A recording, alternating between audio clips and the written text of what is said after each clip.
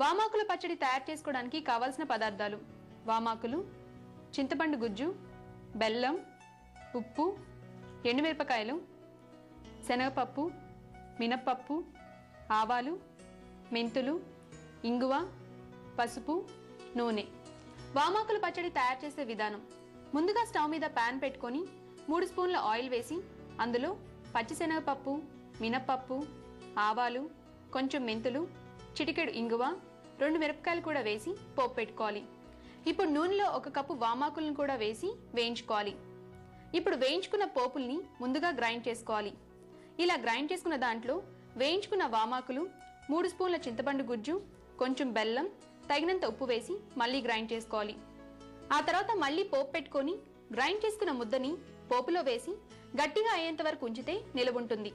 ఇలా రెడీ అయిన వామాకుల పచ్చడిని ఒక బౌల్లోకి తీసుకొని సర్వ్ చేసుకోవాలి.